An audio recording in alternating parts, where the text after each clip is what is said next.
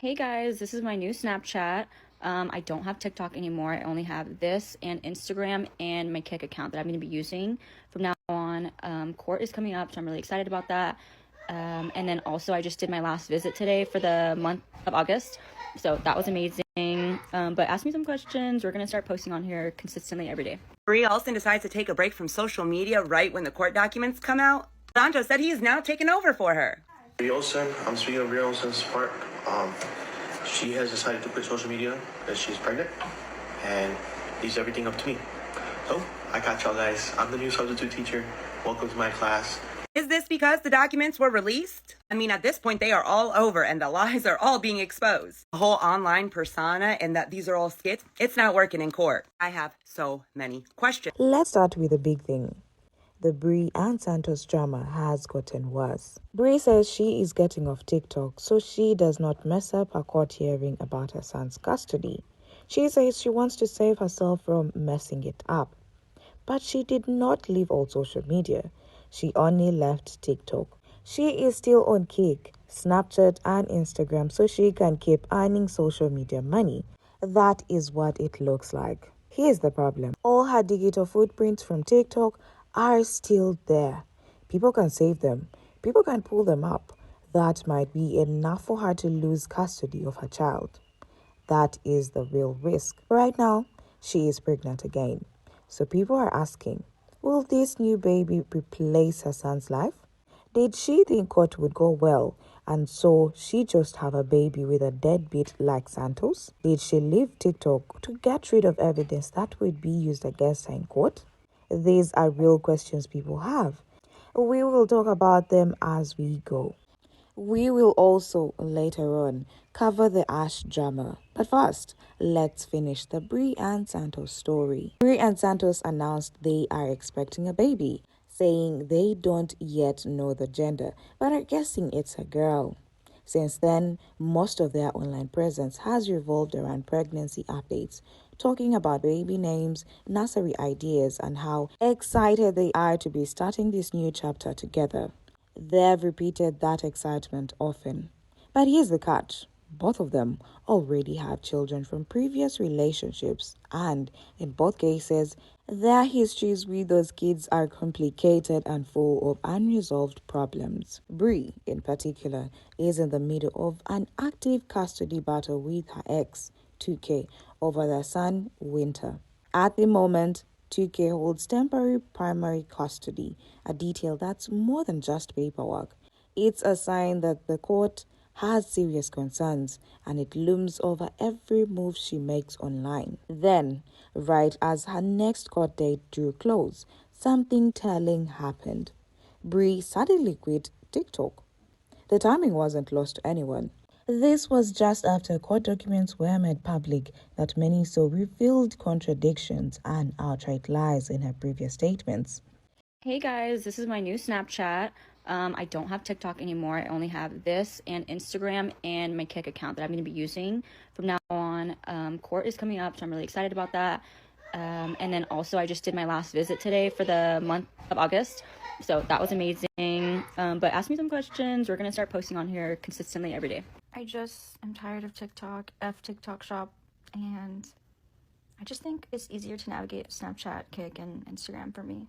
I haven't had any major morning or all day sickness yet. Here and there I felt a little down or low energy, but nothing super intense yet. So hopefully I just have an easy first trimester. So I am 7 weeks and 4 days today, and I'm excited to, I don't know. I feel like I'm excited to do everything that I did last time, except now I'm going to be doing it with my partner, and I just think that's so fun, and I never got to experience that with my first pregnancy, so that's going to be a first for me. So I'm excited to do the gender reveal and the baby shower and all those little things and appointments. So everything from last time, just with the partner.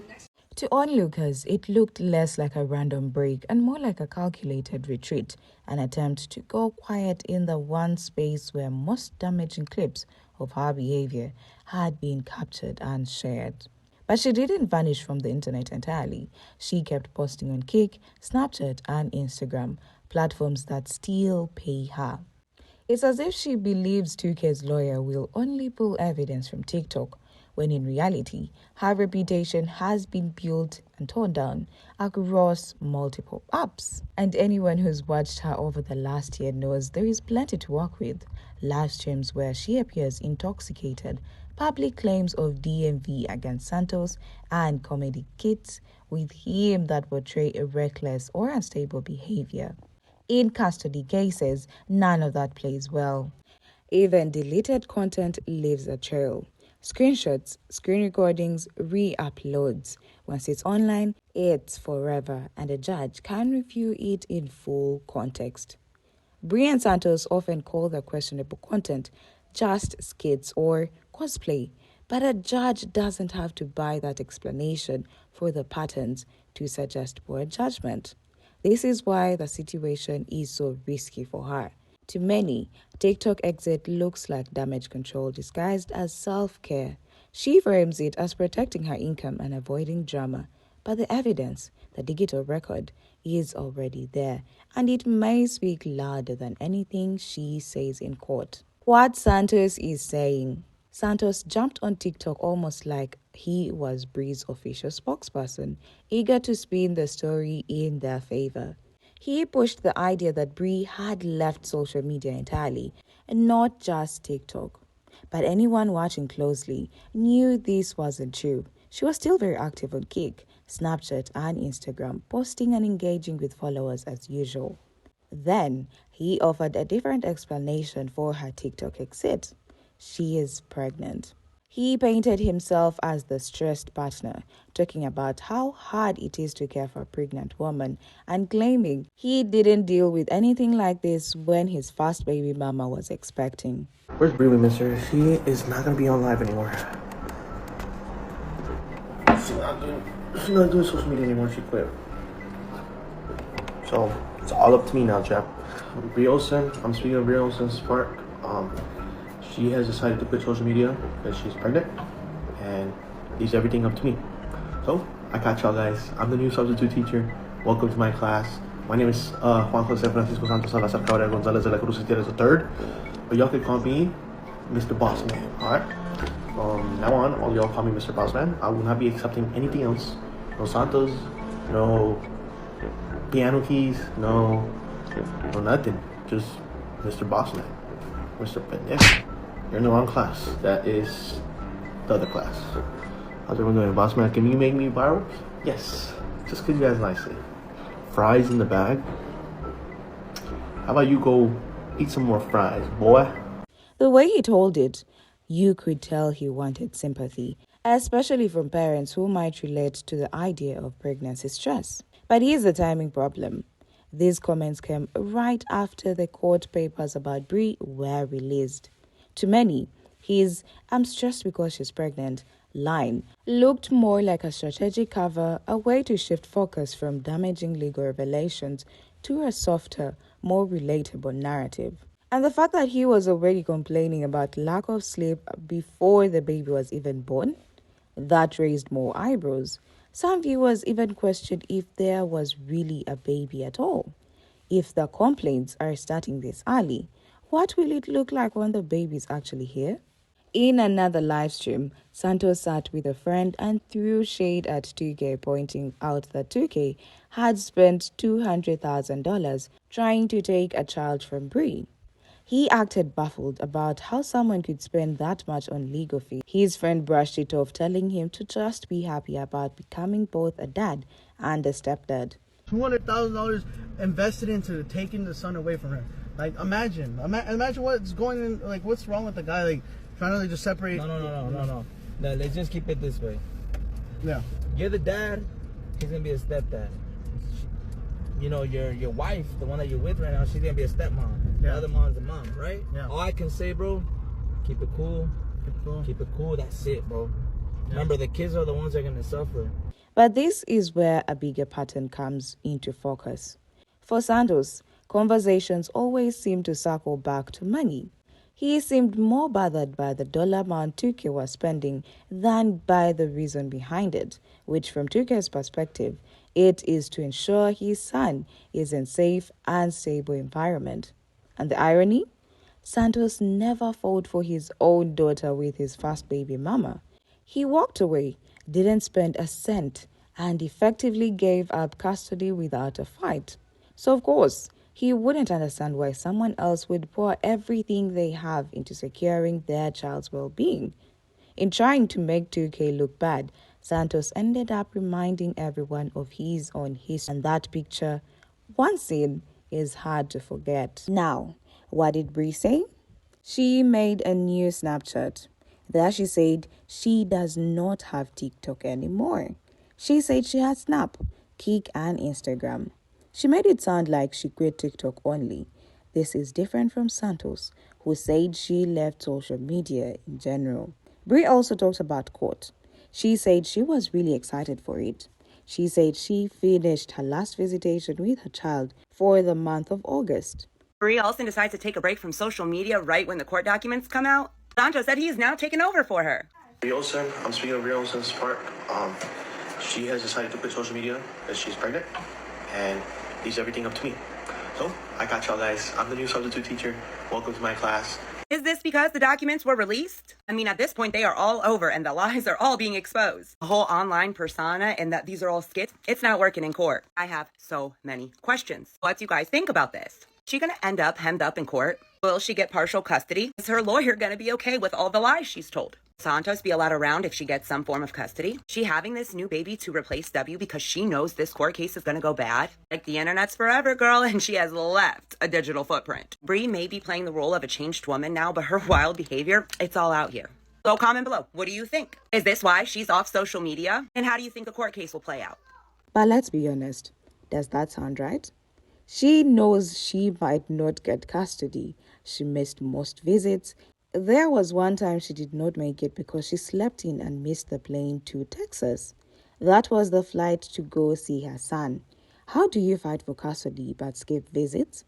The judge will see that. In her Snapchat Q&A, people asked why she left TikTok. She did not give a clear answer. She said she got tired of TikTok and its features. She said she wanted to try Snapchat. But does that really convince anyone?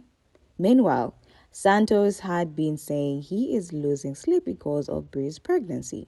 But Brie says she did not have any big morning sicknesses. So which story is it?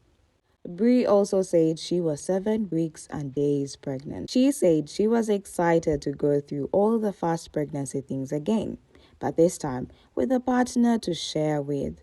That was a subtle dig at 2K. She said he was not there early on and did not take responsibility. That was her tone. But the "I'm tired of TikTok" line sounds more like a move to wait out the heat. The court papers are out. Court is coming up.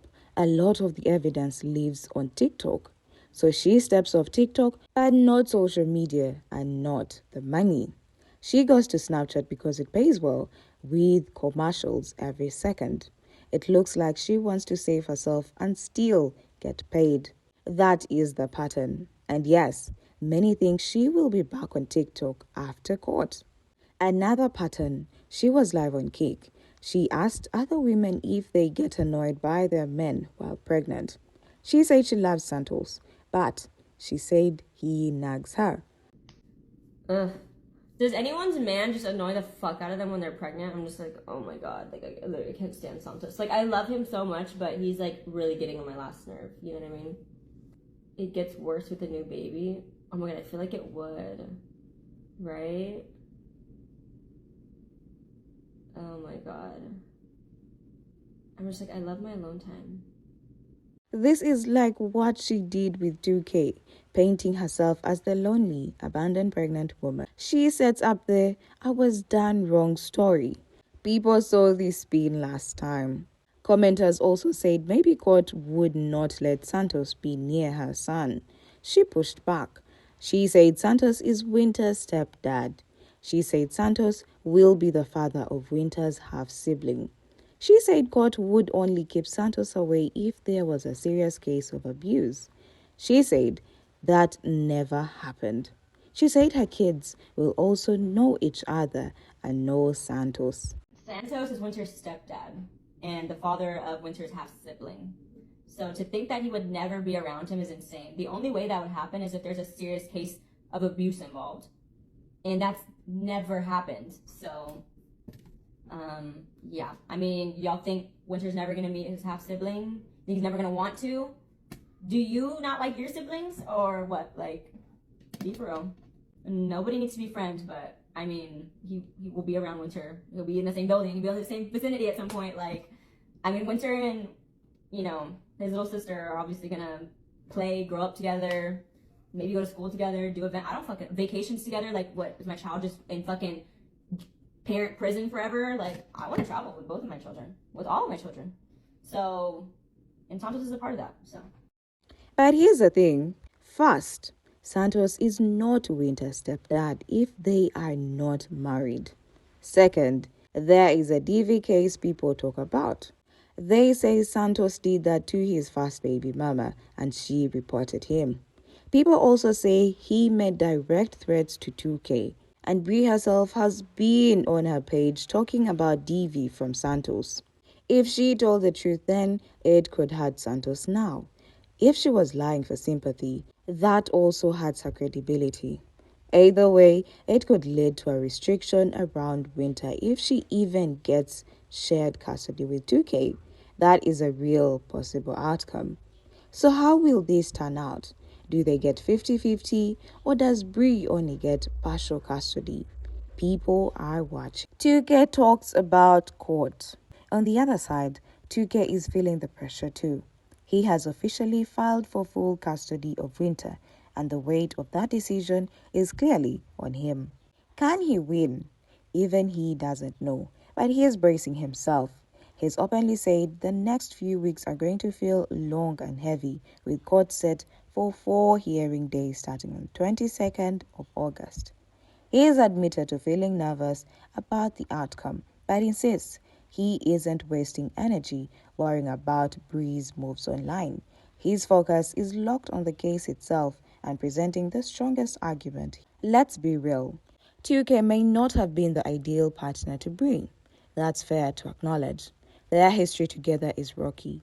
But what's also true is that he appears to genuinely love his son and is willing to fight for him. Some critics argue his push for custody is about controlling Brie, and others question if he is the perfect dad. But in terms of day-to-day stability, his setup looks more solid. His mother is in the picture, offering a reliable extra set of hands and a stable home environment. By contrast, Brie's circle, including Santos, comes across to many as chaotic and not the healthiest place for a child to grow up. That's why a lot of observers believe Winter is better off with 2K. So the real question hanging in the air is, who will the court side with? Will they see 2K's household as the safer, more stable option, or will Brie manage to convince them she can provide the right? The speculation in the comments is constant, with people making their own predictions and bracing for the verdict. Zooming out, the digital trail that does not go away. Let's step back for a second. Leaving TikTok does not magically wipe the slate clean. It doesn't erase live streams where you say too much, skits that made you look reckless, public complaints about DV, or moments when you were clearly intoxicated on every clip, every screenshot, every mirrored re-upload. They all still exist. Even if you delete the original post, copies circulate. People save receipts. And in the age of social media archiving, nothing online is ever truly gone. Courts know this. Judges can be shown full compilations, side-by-side comparisons, and timestamps that reveal patterns over time. They're not obligated to accept explanations. It was only a skit, or it was just cosplaying, if the content suggests poor judgment or unsafe behavior. In custody cases, those patterns. So yes, Brie can say she left TikTok to keep calm before court, or claim she was simply tired of TikTok, or that she wants to try Snapchat instead. But switching platforms does not erase the history. Those digital footprints tell a story of repeated choices, and that story can and will be read out loud in court. That's why this is serious. Where feelings fit in. This is not about hating Brie or piling on for the sake of it. It's about the bigger picture, the choices a parent makes and the impact those choices have on their kids. It's about who actually shows up for a child, not just in words but in consistent actions, and who creates an environment that keeps that child safe. We can have empathy for a mom who is under stress, pregnant, and facing high stakes of court fight. We can also understand a dad who is anxious and willing to spend significant time and money to protect his child.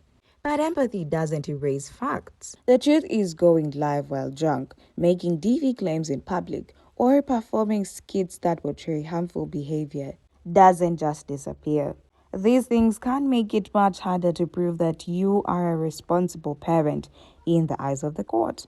Stepping away from TikTok alone doesn't undo the digital history or its potential to influence in the court.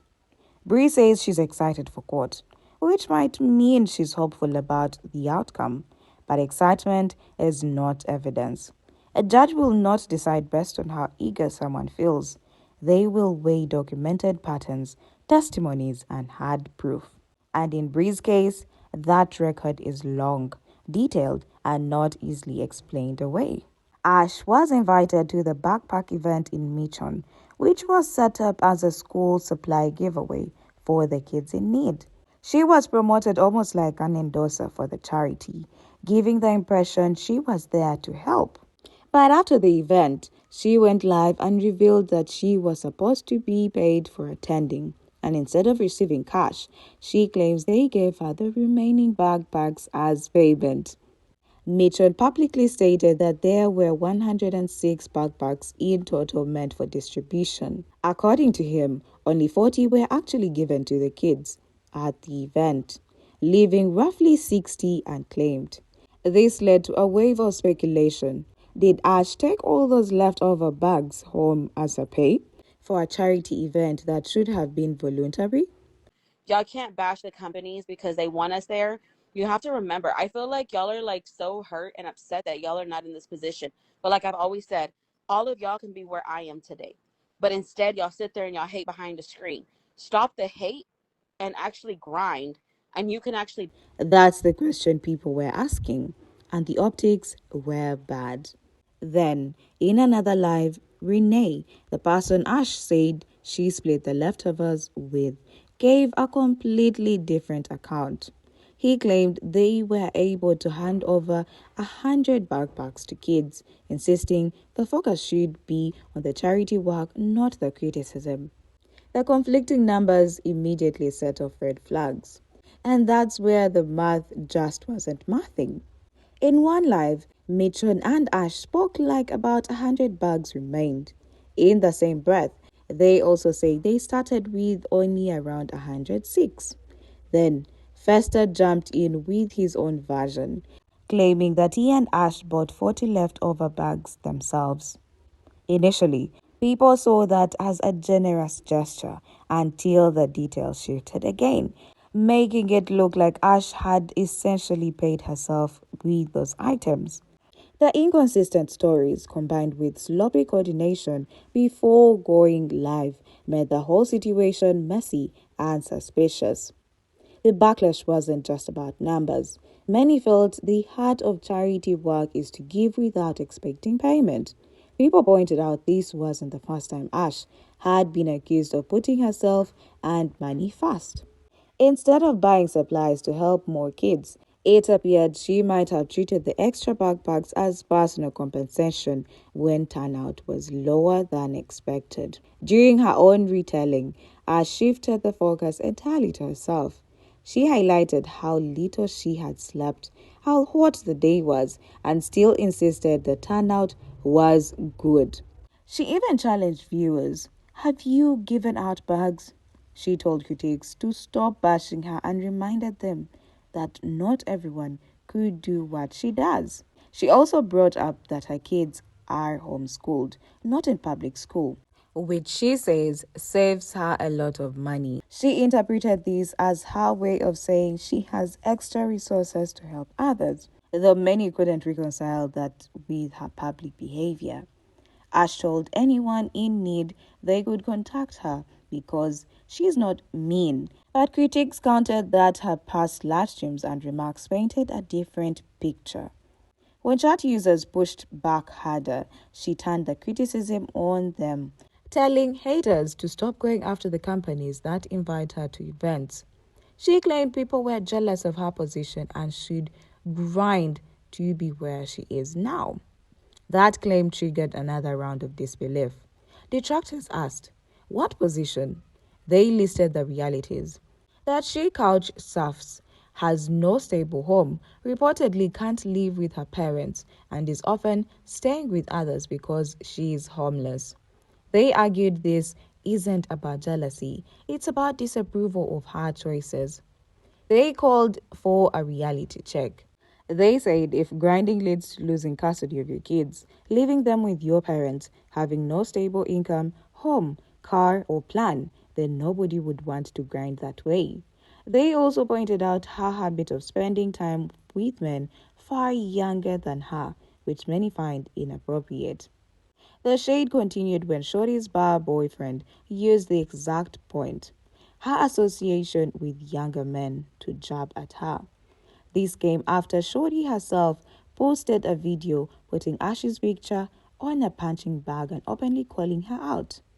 Ash responded by accusing Shorty of chasing clout and trying to make a name of her, and even challenged her to a boxing match. Shorty's boyfriend jumped in to defend her, telling Ash to worry about herself and her choice of company. It was a direct hit, but whether it stung is unclear. Ash has shown a little sign of shame and often talks about her behavior openly. And just when it seemed the life couldn't get more chaotic, Ash began clowning Uncle Fester, suggesting he had a girlfriend who was in her life. Fester quickly corrected her, saying, "She isn't my girlfriend," prompting Ash to burst into bizarre laughter as if she had had something she could twist later. Viewers described the exchange as awkward and telling. Then, in the comments, Adrielle Ziegler, known by many as one of the most controversial TikTok moms, appeared trying to get Ash's attention. Adrielle, whose history includes allegations of scams and lies, has seen her online presence collapse. Yet there she was, calling Ash hot and showering her with compliments, seemingly desperate for acknowledgement. Considering Ariel's own fall from grace, her attempt to cozy up to Ash only added another layer of absurdity to the scene.